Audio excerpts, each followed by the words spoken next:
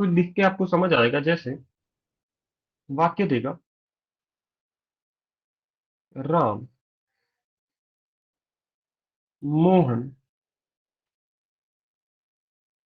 व सुनीता पढ़ रहे हैं। इस वाक्य में समस्या क्या है? नियम के विरुद्ध चला गया ये। नियम क्या कहता है कि अंतिम संज्ञा शब्द ही क्रिया का चयन करेगा। क्रिया क्या है यहाँ पे बताओ? पढ़ना। पढ़ रहे हैं। ठीक है। और रहे हैं क्या है? सहायक क्रिया, जिसको आप हेल्पिंग वर्ब कहते हो अंग्रेजी भाषा में। तो नियम क्या कहता है, इसका सही उत्तर क्या होगा? ये वाक्य अशुद्ध है। राम, मोहन व सुनीता पढ़ रही है। बताओ, समझे नियम क्या कहता है ये?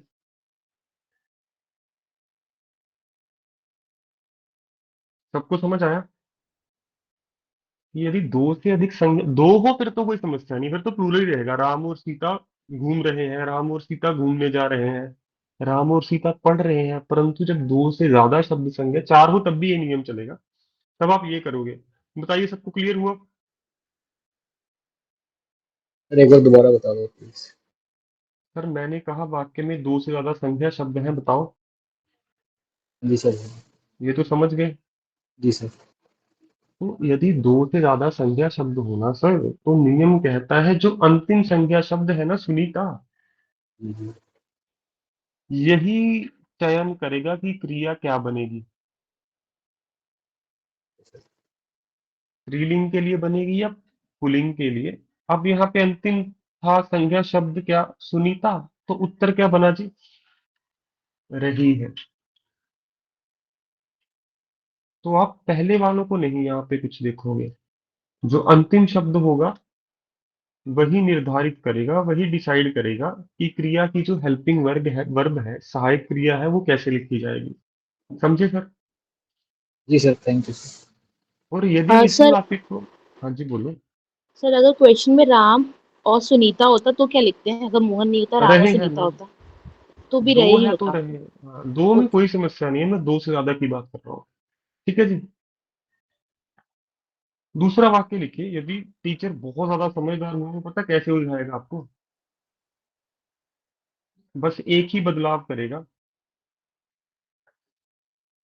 व के स्थान पर और भी हो सकता है, कोई समस्या नहीं है। सुनीता सभी, फिर उत्तर नॉर्मल ही रहेगा, पढ़ रहे हैं। क्योंकि अब अंत में कौन सा शब्द आ गया? सभी।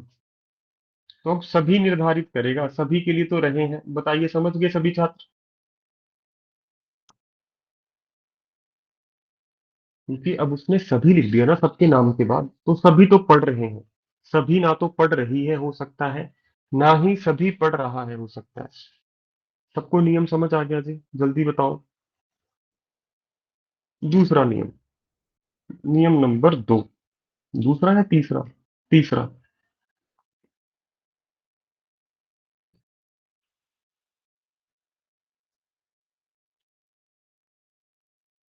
यदि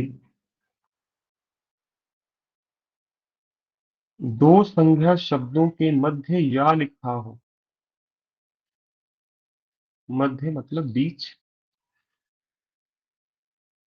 और या व के स्थान पर या लिखा हो, या को अंग्रेजी में आप और ही कहते हो ना। और ये दो इंसानों के बीच ही आ सकता है, या दो वस्तुओं के बीच, या तीन लोगों के बीच में हो नहीं सकता। इधर वन और टू लिखा हो, तो दूसरा संज्ञा शब्द ही क्रिया का चयन करेगा। अब तो समझ गए होंगे फार्मूला क्या है ये। अब तो परिभाषा हम पढ़ के भी कर सकते हो। अब जैसे मैं लिखता हूं, राम या सीता।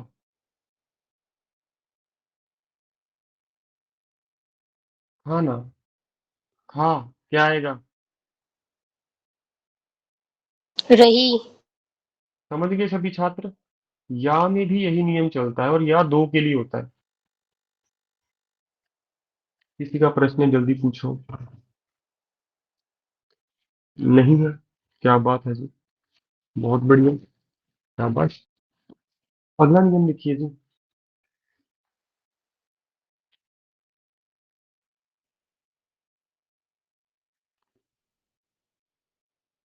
आगे लिखिए। यदि वाक्य में, ये तो मनुष्यों के लिए था, मान लो मनुष्यों के स्थान पर कोई वस्तु दे दे आपको, कॉपी, पेंसिल, पेन, मेज, कुछ भी लिख के दे दे। नियम नंबर 4, और नियम होंगे इसके 40। 40 में से 30 आपको पहले से पता है, वो बस मैं आपको याद करवाऊंगा। केवल 10-12 नियम ऐसे होंगे, जैसे आज ये दो नियम होंगे जो आप पहली बार देख रहे हो कि अच्छा ऐसा होता है, वरना बाकी नियम आपको पहले से पता होंगे। कहीं ना कहीं आपके मस्तिष्क में वो बैठे हुए हैं, परंतु आप उसका प्रयोग नहीं करते, इसलिए शायद थोड़ा सा भूल चुके होंगे इनको। तो वाक्य शुद्धि सबसे आसान बिंदु है, मैं आपको कहना चाहता हूँ। इससे समस्या नहीं होनी चाहिए आपको बिल्कुल भी। नियम नंबर 3 है, लिखिए।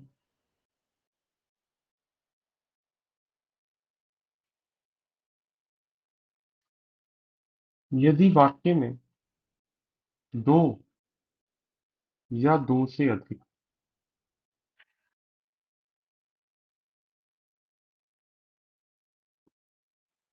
संज्ञा, यहाँ पे लिख लो वस्तु, शब्द हो, तो यहाँ पे भी क्या है, अंतिम शब्द ही क्रिया का चयन करेगा।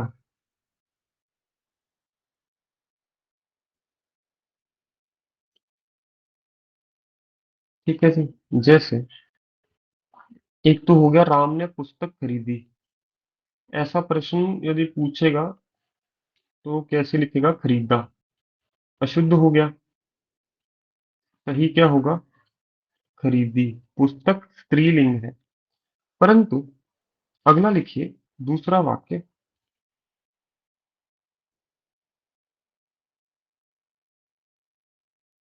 राम ने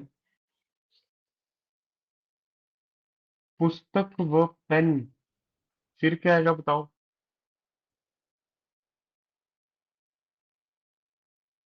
खरीदा। खरीदा। समझ गए सभी छात्र?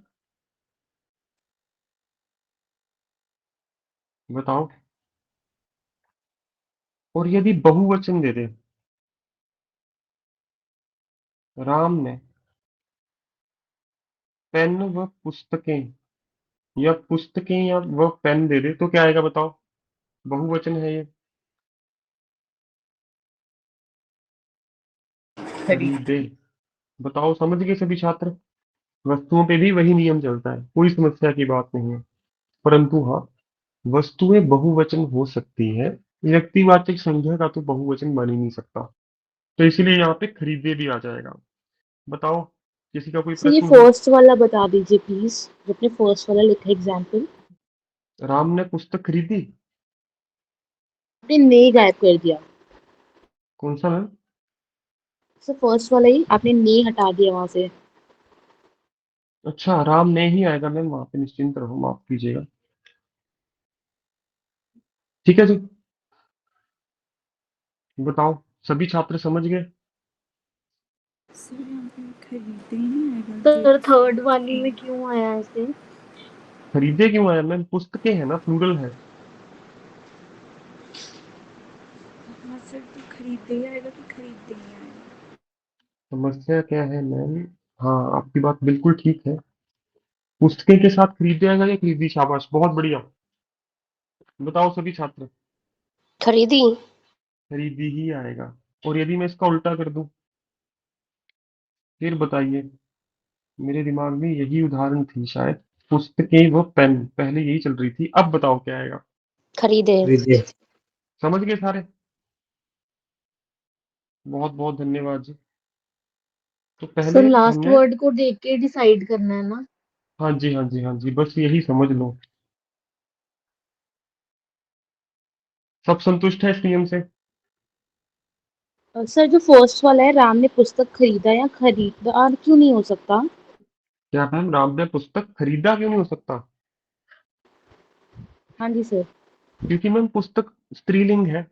मैंने पुस्तक पढ़ी, ना कि पढ़ा। अच्छा आप सर, यही ठीक। बोलते हैं ना। समझ गए, स्त्रीलिंग है वो। आगे लिखिए जी नियम नंबर 4 इसका। यहां से प्रीवियस ईयर में प्रश्न आया है। देखिए, यदि वाक्य में, और ये बहुत आसान है, अखबार में ये वाक्य बहुत आता है। यदि वाक्य में दो या, दो पे ही रखो, दो पे ही आता है, दो संज्ञा शब्द बहुवचन हो,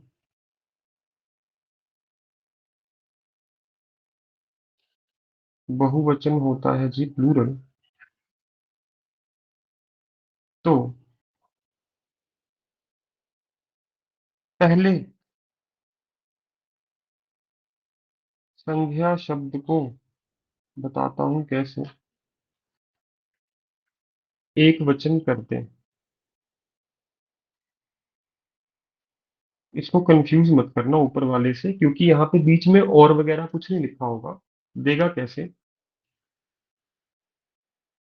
लोग मक्खियों, ऐसे देगा,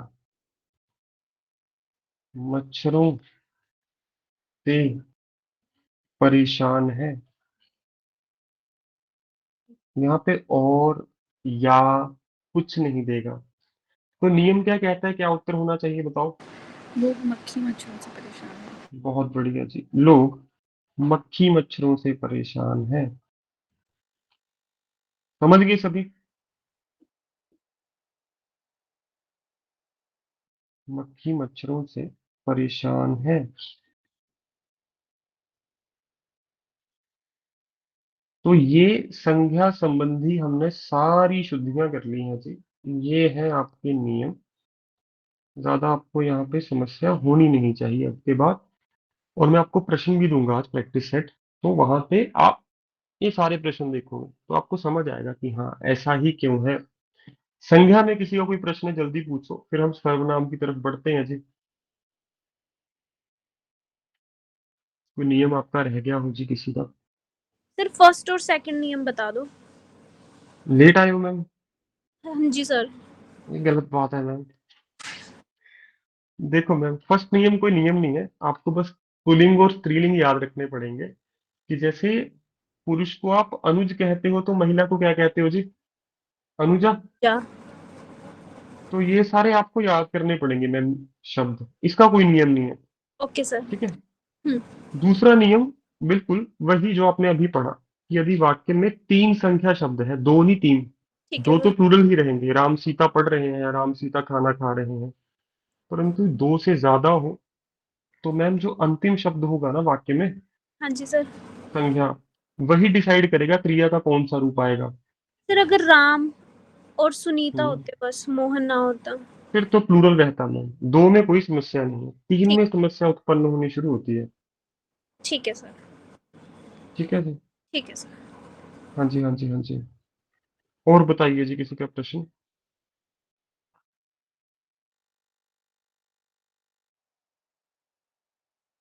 सब संतुष्ट है? आगे बढ़ सकते हैं जी, बताइए।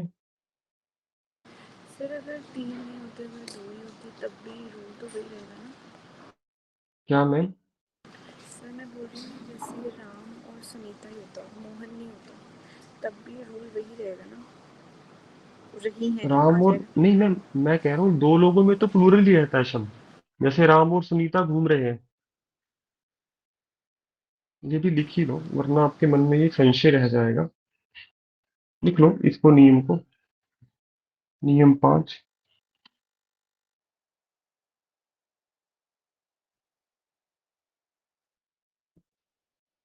यदि केवल दो संज्ञा शब्द ही हो, यदि वाक्य में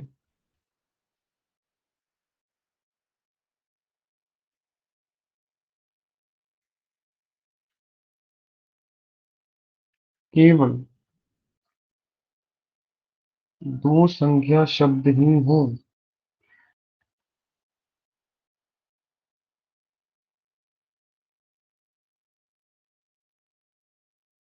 तो प्रिया बहुवचन रहेगी। समझ गए मैम? बताइए। जी सर। राम और सीता पढ़ रहे हैं। ठीक है जी।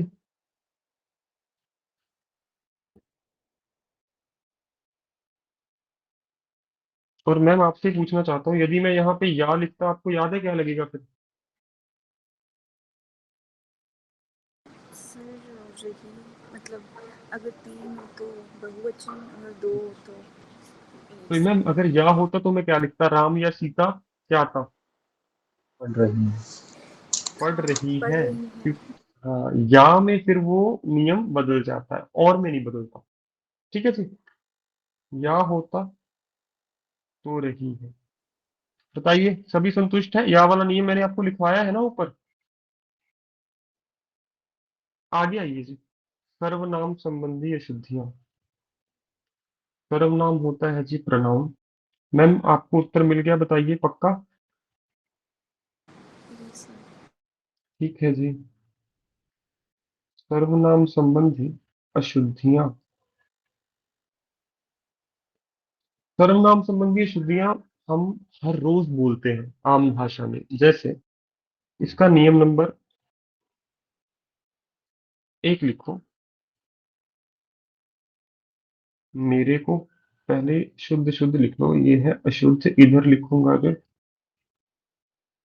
इधर लिखूंगा शुद्ध।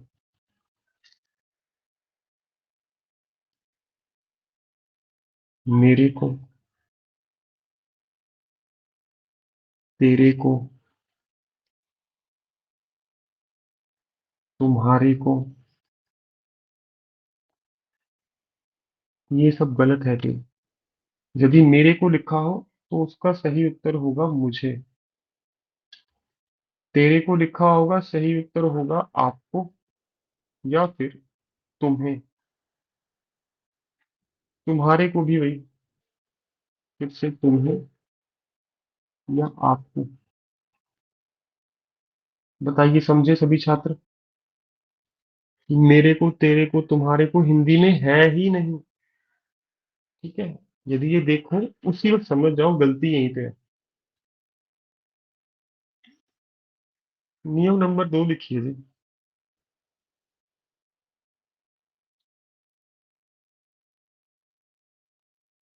क्या है जी? आपको पता होना चाहिए। ये और वे, ये गलती भी देता है। बहुवचन हेतु प्रयोग होते हैं। वाक्य भी लिख के बताता हूँ। इसका भी प्रश्न पूछा गया है।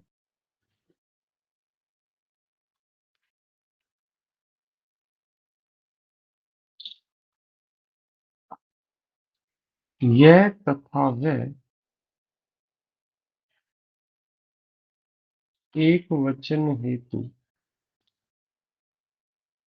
प्रयोग होते हैं। जैसे मैं शुद्ध वाक्य लिखता हूँ।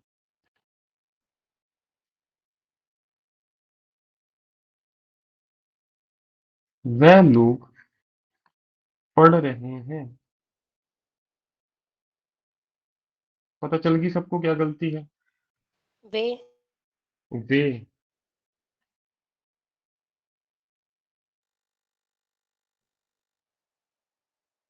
उत्तर आएगा वे लोग पढ़ रहे हैं। बताइए सभी छात्र समझ गए इसका प्रयोग कैसे करना है? अगला नियम लिखिए जी। सर, हम्म। अगर वह रहने दें और हम बाद में इसे एक वचन करना हो तो हम्म। उसे क्या करेंगे? आप याद रखिएगा, वाक्य शुद्धि में नोटबुक के टॉप पे लिखो सभी छात्र ये। जहां से आपने शुरू किया था उसी नोटबुक के टॉप पे लिखो, वाक्य शुद्धि में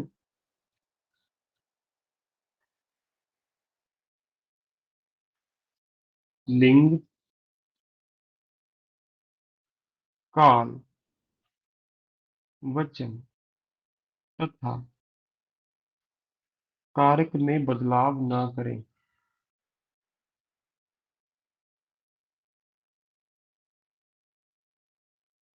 मैम आपको उत्तर मिला? क्यों नहीं कर सकते? हाँ जी सर। क्योंकि आपने वचन ही बदल दिया। बाकी छात्र भी लिख लो। इनका क्या उत्तर था? उत्तर आपका ठीक है, कोई समस्या नहीं, आपका वाक्य शुद्ध है, परंतु शिक्षक के लिए शुद्ध नहीं है वो। ठीक है, क्योंकि वो पूछना कुछ और चाहता था, हमने कुछ और बता दिया। ये कह रहे थे कि हम ऐसा लिख सकते हैं। वह लोग, मैम इसके बाद क्या करते हैं आप? सर वही मैं पूछ रही हूँ, क्या चेंज होता? तो मैम एक इसका वचन एक ही बन कैसे होता? सकता है, इसका एक वचन ऐसे बन सकता है, वह पढ़ रहा है। क्योंकि लोग हैं तो रहा तो आएगा ही नहीं कभी। ठीक है, तो समझ गए सभी छात्र? तो यहाँ पे वे ही लगाया जा सकता है, क्योंकि लोग है, बहुवचन है, प्लूरल है, तो वचन मत बदलो कोई छात्र। समझ गए सभी? बताइए। नियम नंबर 3।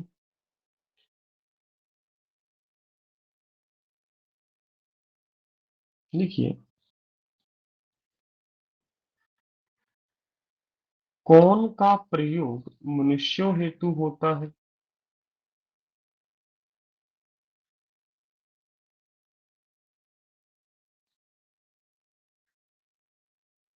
तथा क्या का प्रयोग। आपको ये बात बहुत आसान लग रही होगी, परंतु मैं एक वाक्य लिख के दूंगा, फिर आपको समझ आएगा मैंने ये लिखवाया क्यों। वस्तुओं हेतु होता है। जैसे कि वाक्य है, आपके पेपर में नहीं आया, मध्य प्रदेश में पटवार की परीक्षा का प्रश्न है, पटवारी में ये प्रश्न था। ये आपकी असाइनमेंट में भी होगा। बाजार में आपने कौन कौन देखा? बताइए क्या समस्या है इसमें? सर क्या क्या देखा होगा? चीजें देखते हैं वहां पे बाजार में जाके। बाजार कौन में आप कौन मतलब इंसान देखने लोगों को नहीं जाते देखना। हैं। बाजार में आप हाँ क्या जी। देखने जाते हो? वस्तुएं। बताइए, समझ गए सभी छात्र?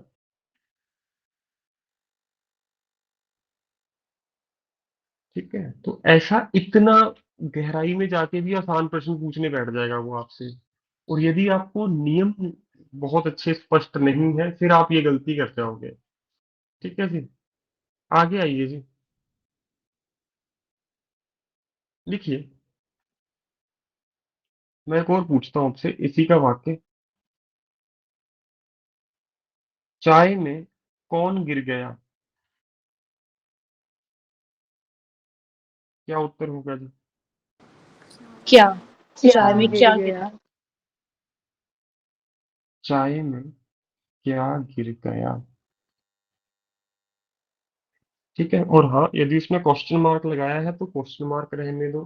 पूर्ण विराम, डंडी, फुल स्टॉप, अंग्रेजी भाषा वाला जिसको आप कहते हैं वो लगाया तो वो रहने दो। परंतु यदि किसी वाक्य का उत्तर हाँ या ना में मिले, फिर हमेशा क्वेश्चन मार्क ही आएगा। वो भी मैं आपको करवाऊंगा आगे जाके कि चिन्ह संबंधी शुद्धियां कैसे होती हैं। चौथा नियम लिखो जी, इसका बहुत प्यारा नियम है, यहाँ पे भी प्रश्न अच्छे अच्छे बन सकते हैं। लिखिए,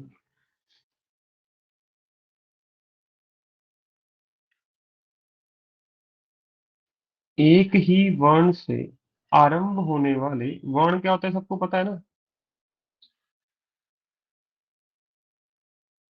अक्षर, अल्फाबेट। ठीक है जी। एक ही वर्ण से आरंभ होने वाले दो सर्वनाम शब्द एक साथ, अरे, ना लिखें। जैसे वाक्य का देगा, तुम तुम्हारे घर जाओ।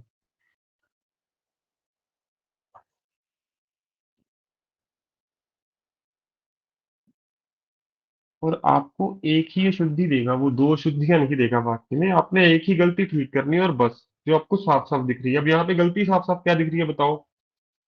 तुम भी सर्वनाम है, तुम्हारे भी सर्वनाम है, पता है ना सबको। यस। तो इसका उत्तर क्या होगा? अपने घर जाओ, तुम तुम अपने घर अपने बिल्कुल घर अपने जाओ। जी। तुम अपने घर जाओ, ना कि तुम तुम्हारे घर जाओ। सभी समझ गए जी? ऐसा एक और वाक्य लिखो।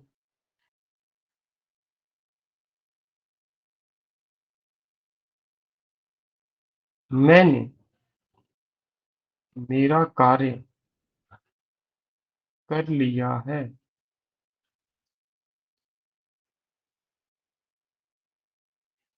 तो फिर आपको पता चल मैंने गया, अपना अपना मैंने अपना कार्य कर लिया है। बताइए, सब समझ गए?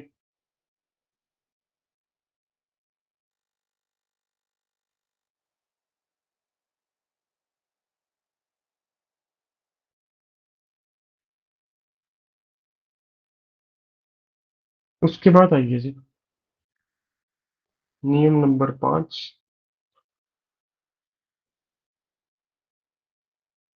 और मैं नियम क्यों लिखवा रहा हूँ, वाक्य क्यों नहीं करवा रहा? क्योंकि नियम है 40 से 50, परंतु इसके जो उदाहरणें हैं वो 50,000 से भी ज्यादा है।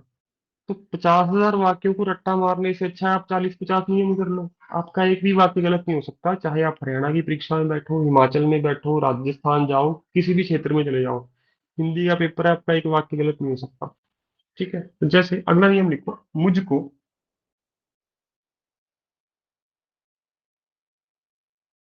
तुझको, हमको गलत है। मुझको का सही रूप क्या होगा? मुझे। मुझे। मुझे। बिल्कुल। तुझको का सही रूप क्या होगा? तुम्हें तुम्हें या आपको। या आपको। तुझे भी लिख सकते हो, परंतु तुझे अपमान लगता है, ठीक है, तो तुम्हें ज्यादा अच्छा है। और हमको का क्या होता है? हमें। बताइए, समझ गए? मुझको ये चाहिए, मुझको वह चाहिए, ये गलत है। गलत प्रयोग करते हो रोज लाइफ अपने जीवन में। सही क्या है? मुझे। जैसे मुझको खाना चाहिए, गलत है, मुझे खाना चाहिए। एक वाक्य लिखता हूँ, आप सब प्रयोग करते सर होंगे इसका। मुझे सर मुझे बोलिए के जी। ऊपर भी बिंदी पड़ेगी ना? नहीं मैम, मुझे में कब से बिंदी पड़ने लगी? तुम्हें में पड़ती है सर, हमें में, बाकी सब में पड़ती है। तुम्हें हमें में तो पड़ती है, मैं मुझे में कोई बिंदी नहीं है जी। जी सर, ओके। ठीक है जी, मुझे आप ऐसे ही रहने दो। ठीक है, आगे लिखिए जी। मैं क्या लिखवाने वाला था, मैं उस पे चला गया। हम्म, मुझको 1 गिलास दूध चाहिए। और यदि आपने मेरे साथ कारक पढ़ा है, फिर तो आपको इसका रीजन भी पता है कि को किसके साथ प्रयोग होता है। Living being. लिविंग बीइंग ही मैम। किस कारक के किस रूप के साथ को लगता है? कर्म। तो मुझे क्या है यहाँ पे? मैं तो करता हूं ना, तो कर्ता के साथ को कब से लगने लग गया? समझ गए? तो उत्तर क्या आएगा इसका, बताओ? मुझे 1 गिलास दूध चाहिए। और यदि आपने कारक नहीं पढ़ा, वीडियो देखो, आपको ये पता चलेगा कि मुझको क्यों अशुद्ध है। वरना कई छात्रों के मन में आएगा कि सर मुझको तो हर कोई बोलता है, मुझको ये चाहिए, मुझको ये करवा दो, मुझे वो करवा दो। परंतु ये गलत है जी। मुझको शब्द है ही नहीं हिंदी में, हम लोगों ने बनाया समय के साथ साथ। ठीक है जी,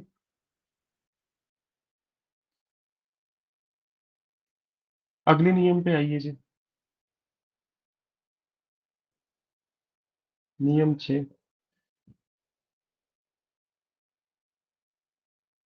लिखिए, मैंने का प्रयोग केवल भूतकाल में होगा। इसका भी आपको पता होगा जिनने कारक पढ़ा है।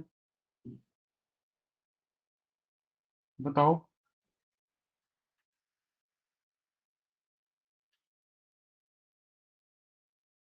यदि पास्ट का टेंस है तभी मैंने, ने केवल पास्ट टेंस में आ सकता है।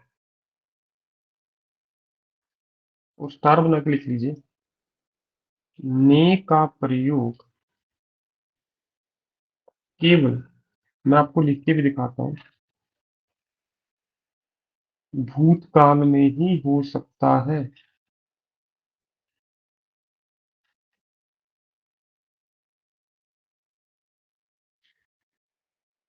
जैसे अगर मैं कहूं, मैंने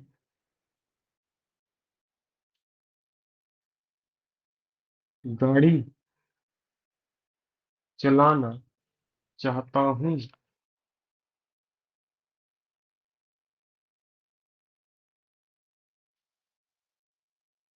मैंने गाड़ी चलाना चाहता हूं।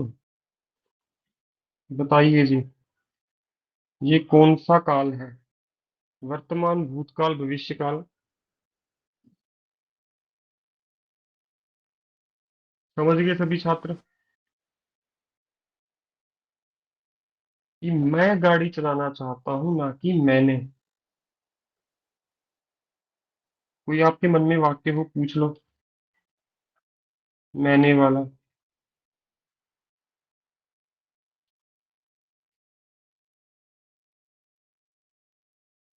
मैं, बिल्कुल जी, इसको हटा रहा हूं। अब बताइए, आपके मन में मैंने वाला कोई वाक्य है जो आपको परेशान करता है? और मान मैंने लो इसका राम को उल्टा ले। पैसे उधार दिए। हाँ, पास्ट हो गया सर ना, उधार दिए, दे चुके हैं, मैंने राम को पैसे उधार दिए। तो मैंने वाला कोई भी वाक्य सोचोगे वो पास्ट में ही आएगा आपके मन में, ना तो वर्तमान में आएगा ना भविष्य में आएगा। जैसे मैं कौन उल्टा करके दिखाता हूँ आपको, मैं लिख दूं, मुझे, या मैं खाना खाया।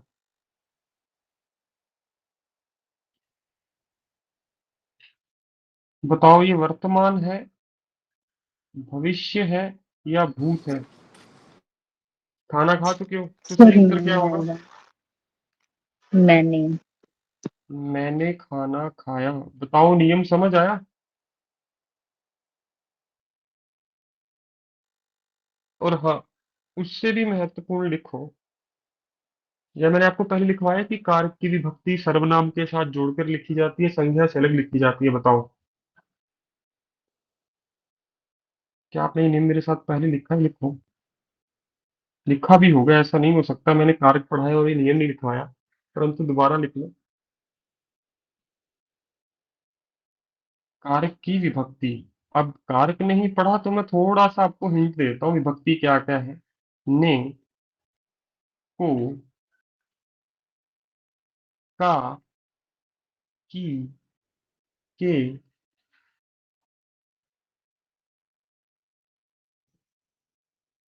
और क्या है? हाँ, और क्या हो सकता है? ने, को, का, की, के, से। लिखिए, ये कारक की विभक्ति ब्रैकेट में लिख लिया आपने। सर्वनाम शब्दों के साथ जोड़कर लिखी जाती हैं। जैसे मैं के साथ ने जोड़ के लिखा जाएगा, अगर मैंने आप अलग अलग लिख दो वो शुद्ध हो जाएगा। तो यदि पेपर में ये शब्द सर्वनाम से अलग लिखा हो, मैं लिख के ही बताता हूँ, तो वो वाक्य शुद्ध है, बड़ी इजीली आप कह पाओगे उसको।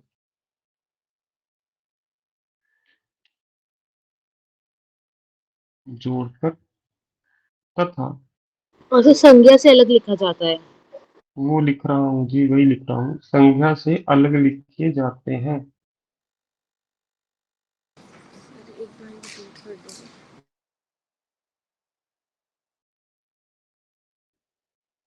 भक्ति है तो लिखी जाती है। जैसे यदि मैं ऐसे लिखूं ना, आपको क्या चाहिए? बताओ, गलती पकड़ ली आपने? हाँ जी सर, आपको आपको साथ में इकट्ठा रहेगा। आएगा। आपको एक साथ आएगा।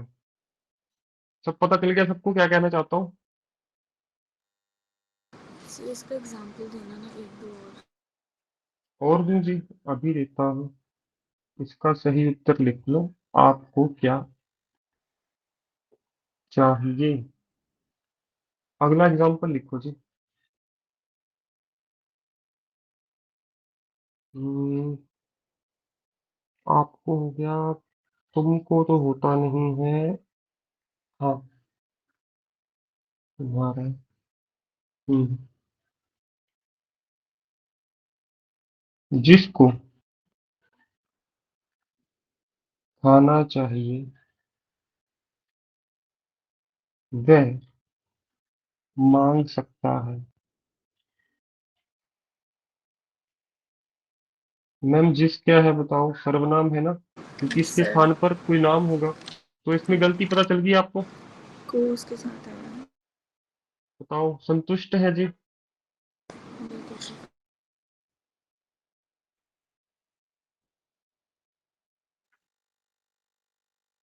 जिसको एक साथ लिखा जाएगा जी, अलग नहीं लिखा जाएगा। जिसको खाना चाहिए वह मांग सकता है। बताओ, संतुष्ट है। उसके बाद लिखिए आखिरी नियम सर्वनाम का। कितने हो गए सर्वनाम के? 6। 7वां नियम। ऊपर वाले को मैंने नियम में गिना नहीं है, क्योंकि मैं पहले भी करवा चुका हूँ, दोबारा करवाया है। यदि आपने पहले नहीं पढ़ा तब आप उसको नियम नंबर 7 लिख लीजिए, कोई बुराई नहीं है इसमें।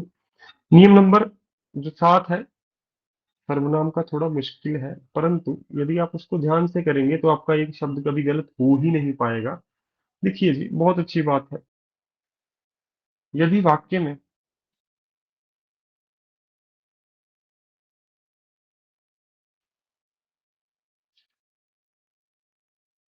और या कोमा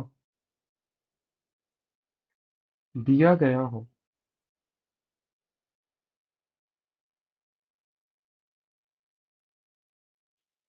तो दोनों उपवाक्यों में, उपवाक्य क्या होता है, सब सेंटेंस में आपको लिखा के देता हूं, सर्वनाम शब्द का प्रयोग होगा। सर्वनाम संज्ञा का प्रयोग होगा। देखिए बताता हूँ ये नियम कहता क्या है। जैसे राम ने मोहन को देखा और, अब और आ गया, पास बैठ गया। गलती क्या है, और के बाद क्लियर ही नहीं है, सेंटेंस में स्पष्ट ही नहीं है किसके पास बैठ गया। समझे क्या कहना चाहता हूँ? बताओ, उत्तर क्या आएगा? उसके पास। शाबाश। राम ने मोहन को देखा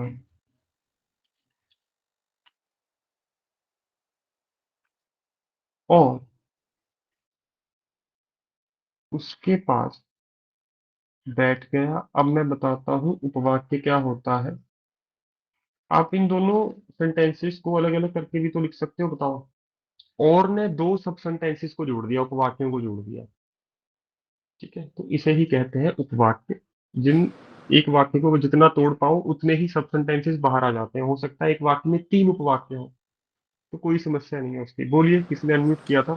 सर आपने यहाँ लिखा है उपवाक्य में सर्वनाम या संज्ञा, तो मैम आपकी इसमें आवाज बहुत कम आ रही है, मुझे माफ कीजिएगा। सॉरी सर, मैं लाइब्रेरी में हूँ। सर आपने लिखा है यहाँ पे संज्ञा भी लिख सकते हैं, तो हम मोहन का नाम भी लिख सकते हैं ना, वो भी सही होगा। हाँ, और मोहन के पास बैठ गया, परंतु मैम एक चीज याद रखिएगा, एक ही वाक्य में संज्ञा शब्द एक बार ही लिखा जाएगा, उसके बाद सर्वनाम ही प्रयोग किया जाएगा। ठीक है सर। हाँ, वरना वो पढ़ने में अच्छा नहीं लगता है। इसलिए तो सर्वनाम बनाए गए थे, जी ताकि सर। बार बार आपको नाम रिपीट ना पड़े, करना पड़े किसी का। ठीक ठीक है है। सर। हाँ जी, बताइए, सब समझ गए ना? इनका प्रश्न था कि यहाँ पे हम ये भी तो लिख सकते थे मोहन के, परंतु समस्या क्या है, सर्वनाम की खोज ही इसीलिए की गई क्योंकि बार बार आपको संज्ञा शब्द ना लिखने पड़े। जैसे राम मेरा मित्र है, उसके बाद ये नहीं कहते राम 10वीं कक्षा में पढ़ता है, वह 10वीं कक्षा में पढ़ता है। राम के पिताजी का नाम नहीं कहते, उसके पिताजी का नाम। तो संज्ञा शब्द एक ही वाक्य में कोशिश कीजिए एक बार प्रयोग हो, उसके बाद सर्वनाम ही आए। सभी छात्र संतुष्ट हैं बताएं? एक और वाक्य लिखता हूं इसका।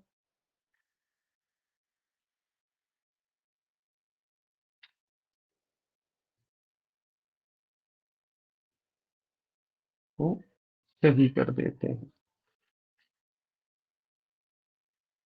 एक और लिखिए जी मेरे साथ। लिखो। बड़ा अच्छा वाक्य है।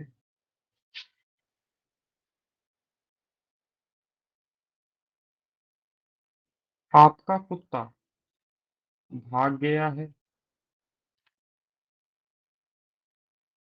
कोमा कहाँ से आएगा? क्योंकि कोमा वाला भी तो मैंने कहा था, और या कोमा होगा।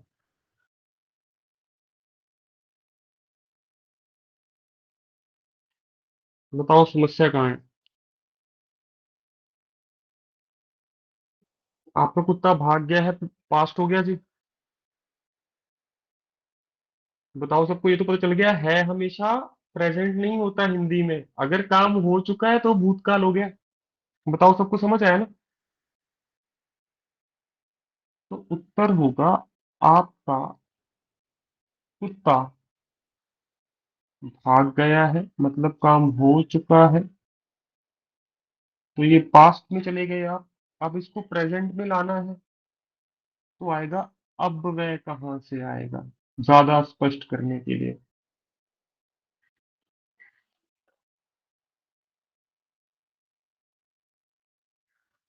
ये थोड़ा मुश्किल है, जो परीक्षा में ऐसा कभी कुछ पूछा नहीं गया। ज्यादा से ज्यादा वो एक सुनीता वाली एग्जाम्पल पूछ सकता है आपसे।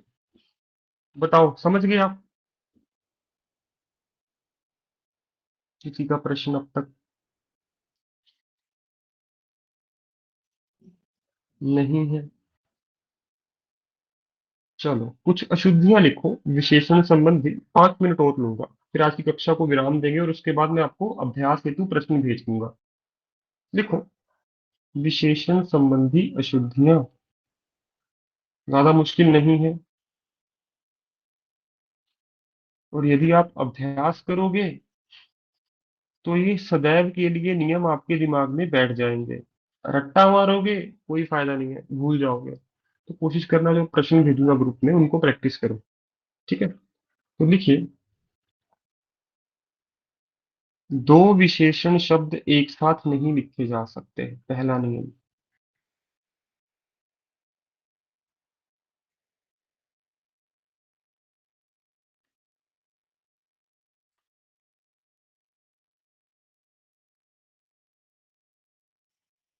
जैसे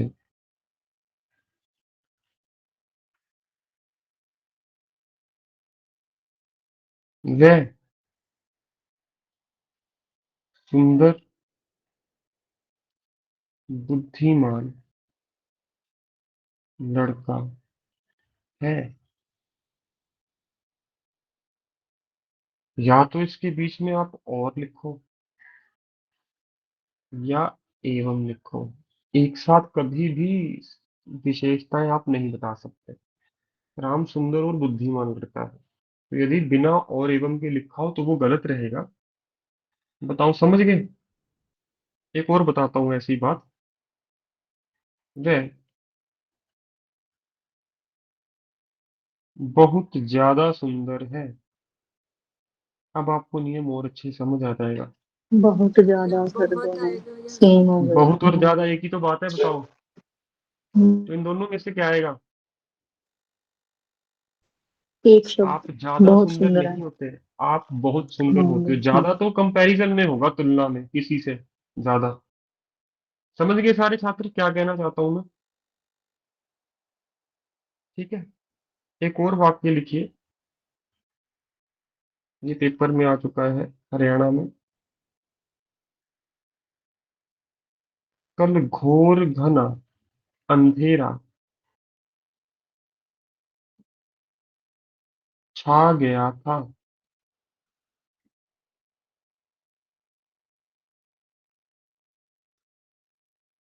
बताओ क्या गलती है? घोर अंधेरा अंधेरा छा छा गया घोर था। गया था। देखो घना क्यों नहीं हो सकता? घना होता है डेंसिटी, जो आप देख सको। घना लिख लो अंग्रेजी में डेंसिटी, जिसकी डेंसिटी हो सकती है, जैसे जंगल, घने जंगल, घने बाल, घने बादल, इनको आप देख सकते हो, बादल घने दिख सकते हैं आपको। घोर क्या होता है? जो आप ना देख सको, जिसको आप केवल महसूस कर सको, जैसे पाप, घोर पाप, घोर अपराध, सब भाववाचक संज्ञा है। घोर अंधेरा, क्या अंधेरा देख सकते हो आप? बताओ। No sir. हम्म तो घोर होगा पाप, अपराध, अंधेरा, ब्रैकेट में लिख लो भाववाचक ज्यादातर। और घना होगा जिसको आप डेंसिटी कह सकते हो, जिसको आप देख सको। बताओ, सबको समझ आया ये? आगे लिखो जी। बस फिर से वही शब्द लिखवाऊंगा। डाकू कुख्यात होते हैं। अब कुख्यात क्या है? वो लिख के देगा गब्बर सिंह विख्यात डाकू था। विख्यात होता है पॉजिटिव, कुख्यात क्या होता है जी? नकारात्मक। समझ गए क्या कहना चाहता हूँ? अगर किसी का गलत नाम हो तो वो कुख्यात है, ना कि विख्यात। जानवर क्या होते हैं जी? बताओ। सर एक बार रिपीट कर खूंखार। दीजिए डाकू वाला। मैम लिख लो, गब्बर सिंह विख्यात डाकू था। लिख ही देता हूँ इसका वाक्य।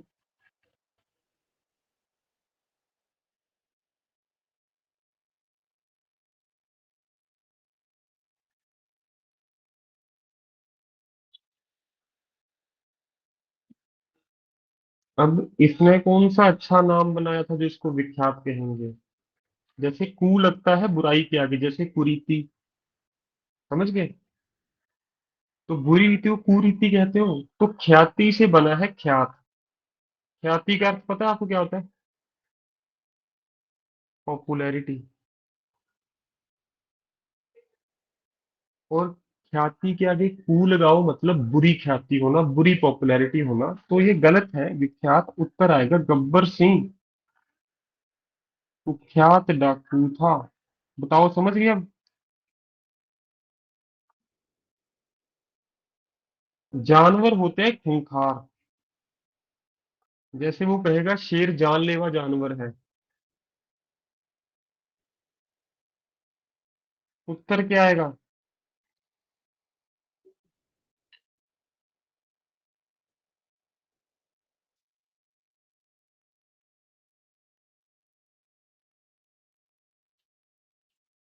उत्तर आएगा शेर खूंखार जानवर है। अब समझ गए मैं क्या कहना चाहता हूँ, कैसे शब्दों का प्रयोग करना है आपको? आगे लिखिए अस्त्र शस्त्र। जैसे परमाणु अस्त्र है, ये होते हैं विनाशकारी। इनका काम है विनाश करना। बीमारी होती है जानलेवा।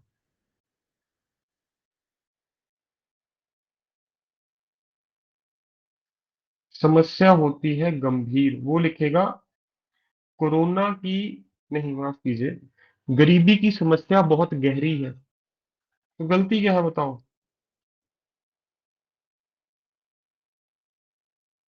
गरीबी की समस्या गंभीर है, सीरियस है, ना कि डीप है।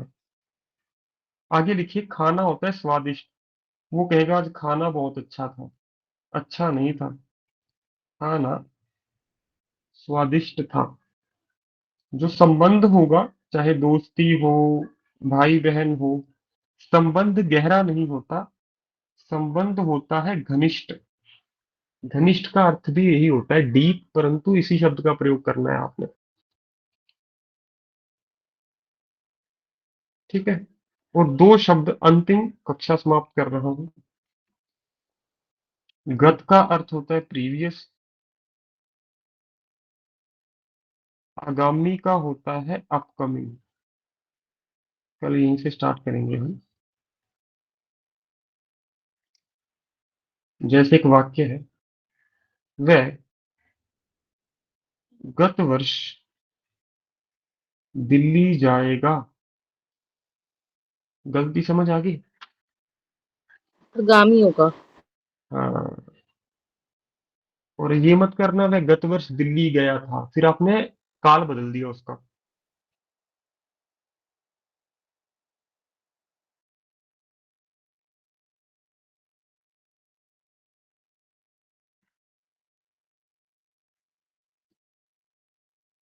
बताइए, सभी संतुष्ट है यहां तक? आज के लिए इतना ही। बहुत किया आज हमने, ठीक है। परंतु हाँ, मान के चल रहा हूँ 4-5 चीजें ही ऐसी होंगी इन 15-16 में से जो आपको पहले नहीं पता थी। जैसे वो 3 नाम आ जाए, राम मोहन सीता, फिर क्या करना है, वो शायद आपको पहले ना पता हो। उसके अलावा ये वाली, राम ने मोहन को देखा और पास बैठ गया। यदि दो उपवाक्य हो तो दूसरे में सर्वनाम का प्रयोग करो ही करो, ठीक है। अधूरा मत रहने दो उसको। मैंने का प्रयोग आपको पहले पता होना चाहिए अगर कक्षा लगाइए। मुझको तुझको वो भी कारक से क्लियर हो जाएगा आपका। हाँ, ये नियम कि तुम तुम्हारे घर जाओ। तीसरा नियम ये है जो शायद आपको आज पता चला होगा। कौन क्या तो आपको पहले से ही पता है, मुझे लगता है इसमें ये वे भी आपको पहले से ही पता होने चाहिए। तो ये 4-5 नियम है जो आपने आज मेरे साथ सीखे। बाकी आपको पहले से पता तो थे, परंतु आज रिवाइज हो गए, पुनः हमने उनको दोहरा लिया है। तो जो मैं आपको अभी असाइनमेंट भेजने वाला हूँ अभी के अभी, कृपया बस उसको कर लीजिए एक बार, और आज के लिए आप फिर विराम ले सकते हो। किसी का प्रश्न है पूछ लीजिए, बाकी छात्र जा सकते हैं जी। सर एक